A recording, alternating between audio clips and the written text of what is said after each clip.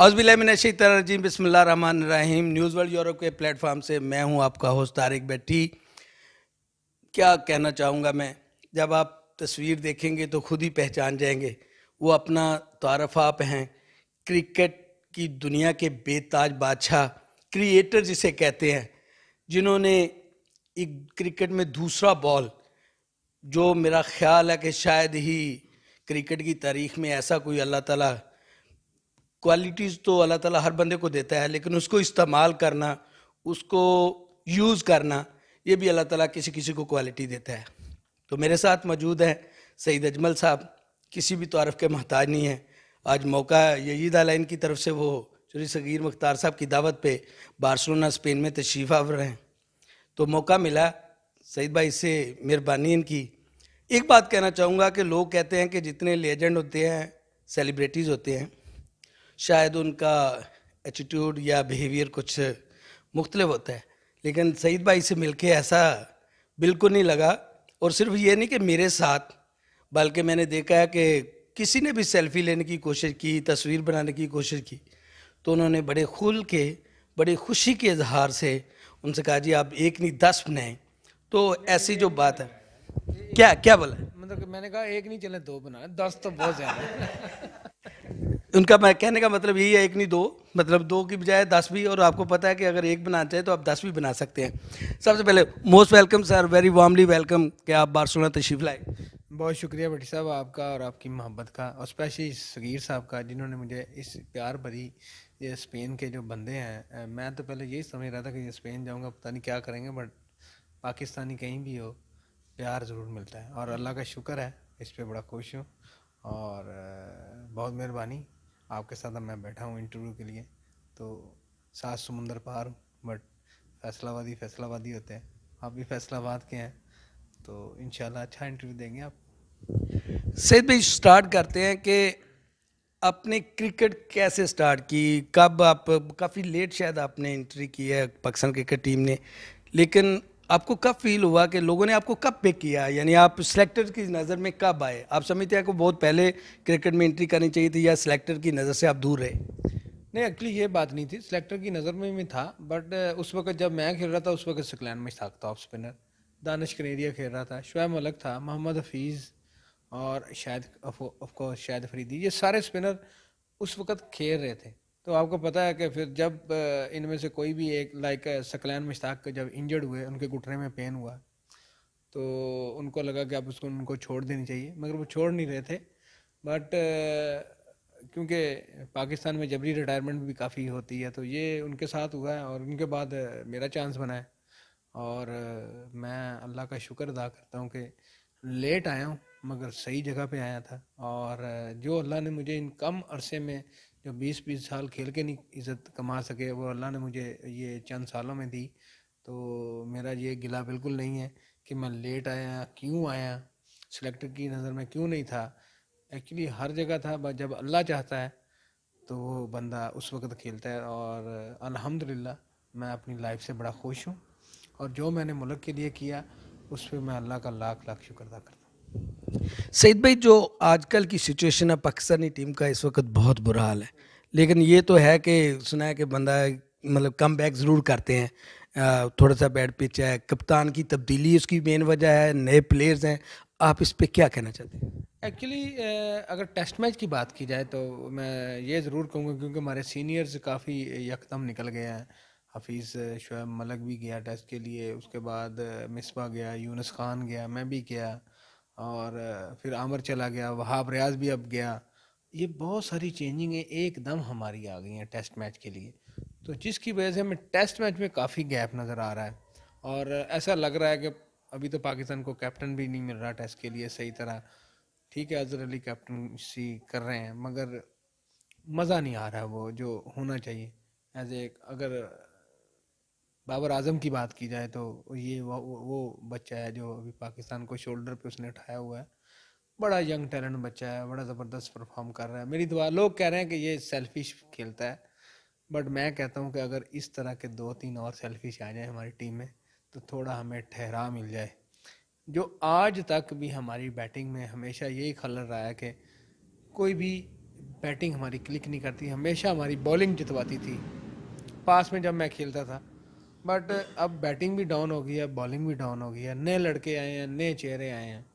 और test cricket के लिए 2 से 3 साल ज़रूर लगेंगे इसको डेवलप करते हुए, क्योंकि सारे यंग हैं। हाँ, अलबत्ता T20 में पाकिस्तान की टीम अच्छी है और वनडे में भी पाकिस्तान गुजारा कर लेती है। सैयद भाई, आपने जैसे फरमाया कि अचानक 5-6 तब्दीलियों और बड़े सीनियर्स प्लेयर का बाहर निकल जाना, लेकिन इसमें कहीं ना कहीं सिलेक्टर्स की, क्योंकि जब भी आप बाहर की टीमों को देखें वो 2-3 लड़के हमेशा टीम में रखते हैं और दूसरे के रिटायर होने तक, सीनियर्स के रिटायर होने तक वो तैयार हो जाते हैं। इसमें कहीं ना कहीं तो हमारे क्रिकेट बोर्ड को इस पर तवज्जो देनी चाहिए ना। बिल्कुल देनी चाहिए। देखें, पीसीबी ने तैयार किया अजहर अली, पीसीबी ने तैयार किया असद शफीक। अब जो दोनों प्लेयर अब आगे, अब सीनियर्स हो गए हैं, अब ये अगर परफॉर्म नहीं करते तो हमारी टीम बिल्कुल गिर जाती है। बट ये है कि इसमें ठीक है, आपकी बात पे मैं एग्री करता हूँ कि थोड़ा बहुत गैप पीसीबी के अंदर भी है, कि हमारी जो बैकअप टीम है, जिसको हम पाकिस्तान ए कहते हैं या पाकिस्तान जूनियर कहते हैं, वो बंदों को आगे लेके नहीं आते। एक आध बच्चे को खिलाते रहना चाहिए, गाय बगाए उसको खिलाते रहना चाहिए, ताकि वो जब भी टीम में आए तो वो अच्छा परफॉर्म कर सके और वो मैच्योर हो जाए। लाइक अब इंडिया की अगर मैं बात करूं, तो उनका आईपीएल में जो बच्चा अच्छा परफॉर्म करता है उनको डेवलपमेंट ऑफ क्रिकेट में लेके आते हैं, उसकी डेवलप करते हैं, उसको थोड़ा थोड़ा मैच खिलाते हैं, चांस देते हैं, आईपीएल में उनको खिलाते हैं, जिससे वो ओवर कॉन्फिडेंट हो जाता है। और जब वो इंटरनेशनल क्रिकेट में आता है तो उसके अंदर वो प्रेशर वाली बात नहीं होती जो हमारे प्लेयर्स के अंदर आ रही होती है। जैसे यंगस्टर हमारे अभी जो ऑस्ट्रेलिया में खेले हैं, मैं ये नहीं कहता कि उनको बाहर निकाल दिया जाए, क्योंकि ऑस्ट्रेलिया वो सीरीज़ होती है जिसमें यंगस्टर को कुछ सीखने को मिलता है। हाँ, अभी मूसा को अभी इन्होंने टेस्ट मैच के लिए निकाल दिया, ठीक है, मगर साथ रखना चाहिए, निकालना नहीं चाहिए। अब आपने जो यंगस्टर तेज अपनी तरफ से आप कह रहे हैं बड़े पेस बॉलर हैं हमारे, मगर इनको थोड़ा ग्रोमिंग करें, इसकी ग्रोमिंग करें, इनको आगे लेके जाएं, साथ रखें, इनकी फिटनेस का ख्याल रखें। हर चीज़ ये हमें नहीं करनी, पीसीबी ने करनी है। और इनकी डेवलपमेंट के लिए मैंने पिछले 2 साल से कोई प्रोग्राम नहीं देखा कि जिसमें टैलेंट हंट हो और उसमें प्लेयरों को छांटी किया गया हो और उनको दोबारा रिकॉल किया गया हो। मेरे पाकिस्तान का एक ही कोई सीरीज़ होती नहीं है, अंडर 19 खेलने जाती है, उसके बाद गैप ही बढ़ा है। 19 साल के बाद पाकिस्तान का मिडिल में कोई क्रिकेट नहीं है। अब एशिया कप जो हुआ है पाकिस्तान जीता है अंडर 23, वो लड़के जो भी अच्छा परफॉर्म कर रहे हैं उन सबको इकट्ठा रखें, ताकि वो बच्चे आगे आने वाला पाकिस्तान का मुस्तकबिल बने। मगर हाँ, अफसोस ये है कि हम जो सोचते हैं उसके अगेंस्ट होता है। अब आपकी डोमेस्टिक क्रिकेट है, एकदम चेंज हर चीज़ इन्होंने कर दी है। ये भी एक सेटबैक है। जो डिपार्टमेंट में लड़के खेलते थे, जिनकी सैलरीज लगी हुई थी, वो बंद हो गई हैं, वो भी सेटबैक है हमारे लिए। अब मुझे ये बताएं कि हम कहाँ से इतने प्लेयर लेके आए। जो आपने 500 2000 जो प्लेयर इकट्ठे किए हुए थे फर्स्ट क्लास के, वो सारे एकदम गैप हो गए।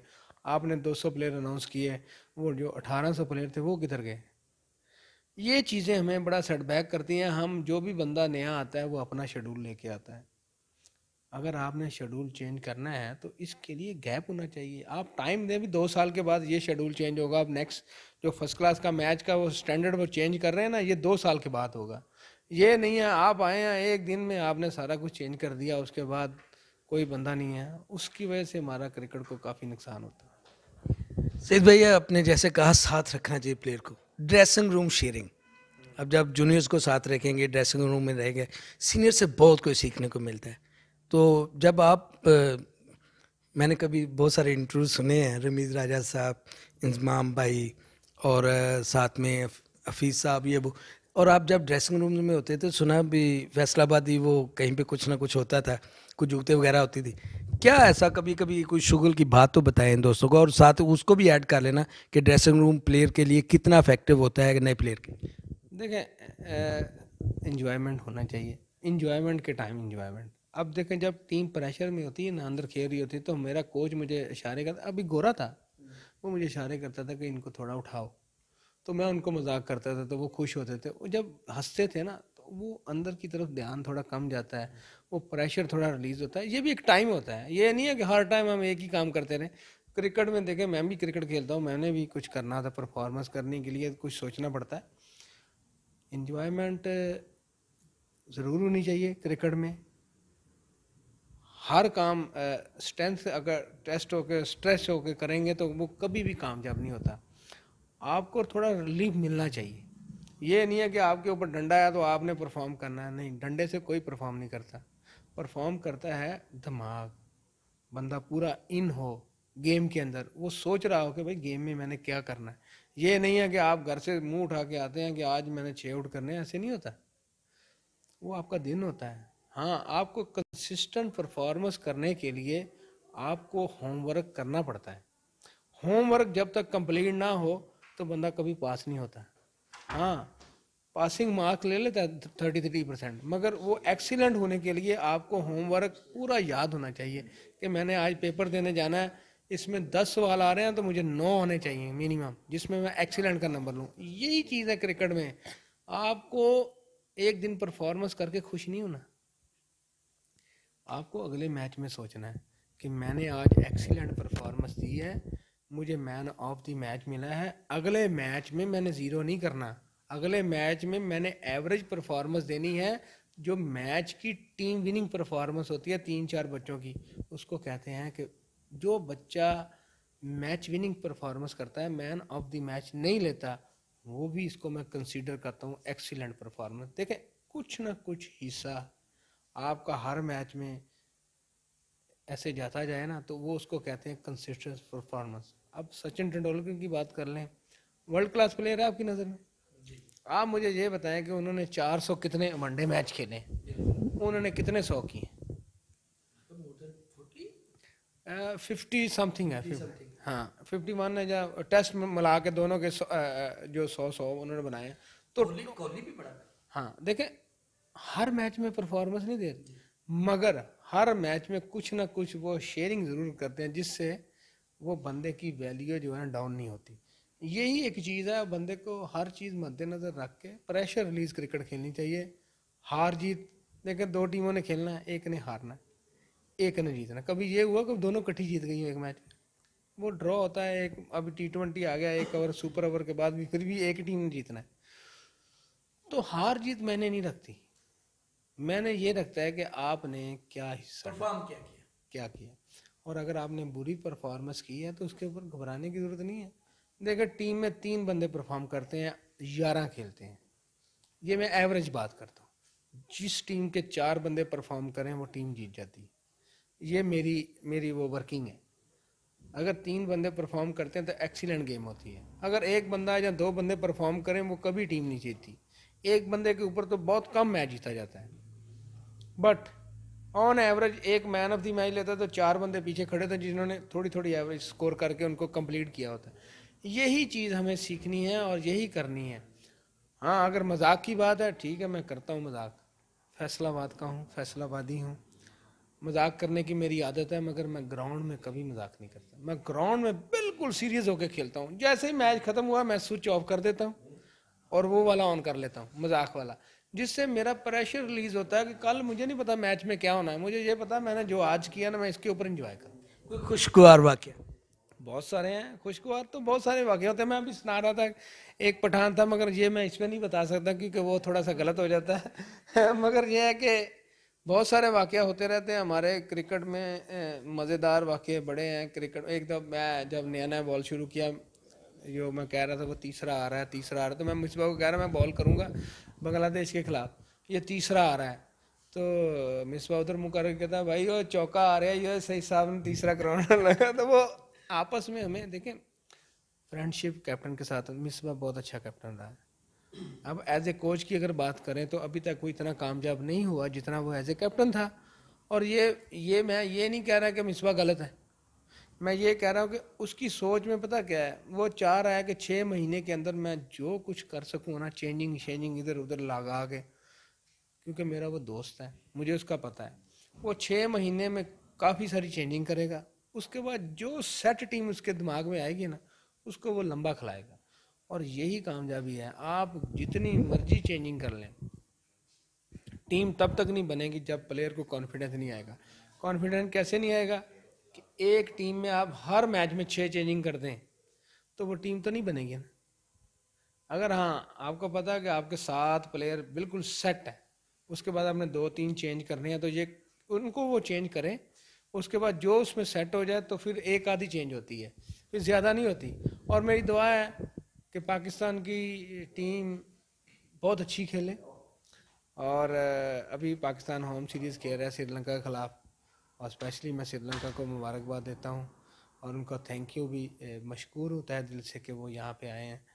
और इन्हीं की वजह से, बल्कि इन्हीं की वजह से नहीं, इनके ऊपर धमाका हुआ था तो जिसकी वजह से वो जो अटैक हुआ, अटैक क्रिकेट बंद हुई, तो ये इन्होंने आके स्टार्ट किया। और मैं बेस्ट विशेस भी कहूँगा अपनी टीम को भी और पाकिस्तान, पूरे पाकिस्तान को, कि जो हमारे इंटरनेशनल क्रिकेट वापस आ रही है और ये कमिंग PSL भी आ रही है पाकिस्तान में, और जो इसी तरह कामयाब हो। थोड़ी सी मैं क्राउड से भी रिक्वेस्ट करूँगा कि आके ज़रूर सपोर्ट करें, चाहे टेस्ट मैच हो, लोगों को पता चले कि पाकिस्तान की क्रिकेट जीत गई है। सैयद भाई, दो तीन, एक मेन सवाल, उसके बाद दो तीन छोटे छोटे सवाल।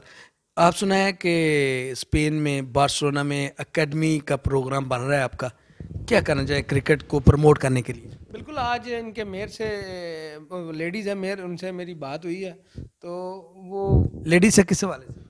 ये स्पोर्ट्स के हवाले से, क्रिकेट के हवाले से, उनको इतना पता नहीं था, मगर सगीर साहब मेरे साथ थे, उन्होंने उनको काफ़ी समझाया, उन्होंने बताया कि ये हमारा वर्ल्ड क्लास प्लेयर है।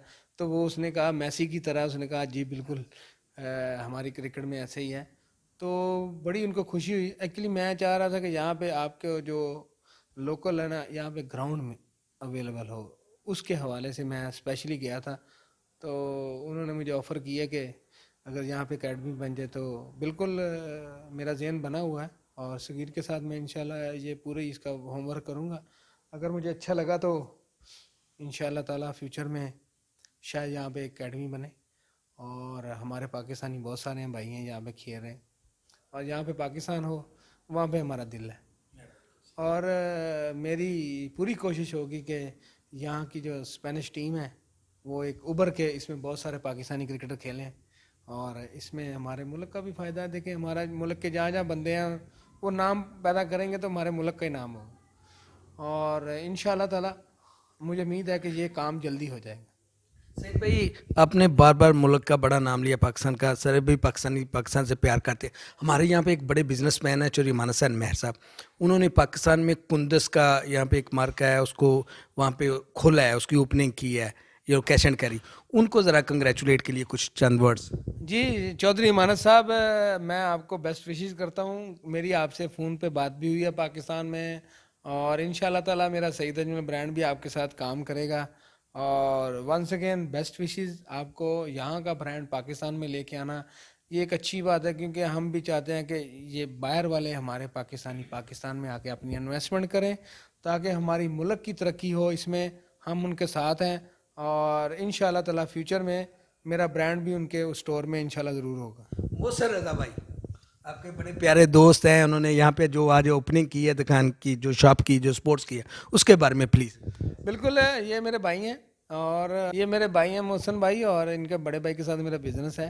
तो ये मोहसन भाई की शॉप नहीं है, ये मेरी शॉप है, और मैंने ही इनको ये इसके ऊपर मैंने कायल किया था कि यहाँ पे आके बनाएं। और इनका मैं एम्बेसडर भी हूँ और इनका मैं पार्टनर भी हूँ।